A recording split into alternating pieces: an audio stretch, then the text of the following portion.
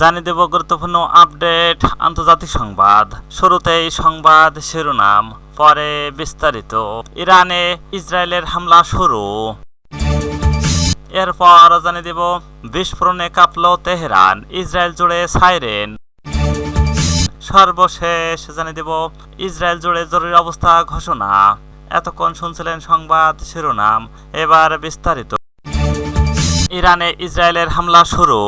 ইরানে শনিবার 28 ফেব্রুয়ারি সকালে আকস্মিক হামলা চালিয়েছে ইসরায়েল বাহিনী। জেরুজালেম পোস্টের খবরে এই তথ্য জানানো হয়েছে। ইরানের পর রাষ্ট্রীয় মিডিয়ার বরাতে বলা হয়েছে, রাজধানী তেহরানে একাধিক বিস্ফোরণের শব্দ শোনা গেছে। এদিকে ইসরায়েলের প্রতিরক্ষা বাহিনী আইডিএফ দেশটির নাগরিকদের নিরাপদ স্থানে থাকার আহ্বান জানিয়েছেন। আইডিএফ এর পক্ষ থেকে বলা হয়েছে, ইসরায়েল দিকে সম্ভাব্য ক্ষেপণাস্ত্র আসার পরিপ্রেক্ষিতে জনসাধারণকে প্রস্তুত করার জন্য এটি একটি সক্রিয় সতর্কতা। কাতার ভিত্তিক সংবাদ মাধ্যম আল জাজিরার লাইভ প্রতিবেদনে বলা হয়েছে, তেহরান একাধিক বিশাল বিস্ফোরণ হয়েছে। দেশটিতে থাকা আল জাজিরার সাংবাদিক এই তথ্য নিশ্চিত করেছেন। ফার্স নিউজ এজেন্সির প্রতিবেদনে বলা হয়েছে, তেহরানের জমহরি এলাকায় বিশ্ববিদ্যালয়ে বেশ কয়েকটি ক্ষেপণাস্ত্র আঘাত করেছে। ইরান ও যুক্তরাষ্ট্রের মধ্যে সম্ভাব্য যুদ্ধের সংখ্যার মধ্যেই তেহরানে আকস্মিক হামলা চালালো ইসরায়েল।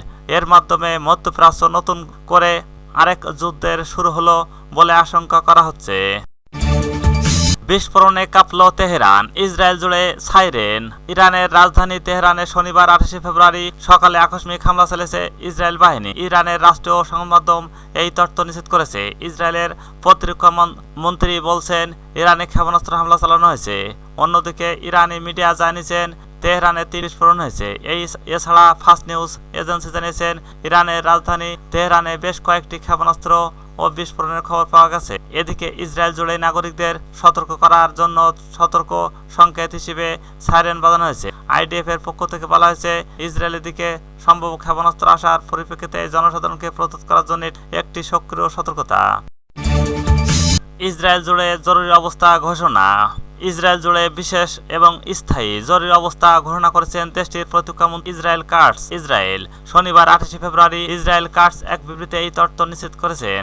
এছাড়া ইসরায়েলের প্রতিরক্ষা বাহিনী আইডিএফ দেশটির নাগরিকদের নিরাপদ স্থানে থাকার আহ্বান জানিয়েছে। আইডিএফ এর পক্ষ থেকে বলা হয়েছে, ইসরায়েলের দিকে সম্ভাব্য ক্ষেপণাস্ত্র আসার পরিপ্রেক্ষিতে জনসাধারণকে প্রস্তুত করার জন্য এটি সক্রিয় সতর্কতা।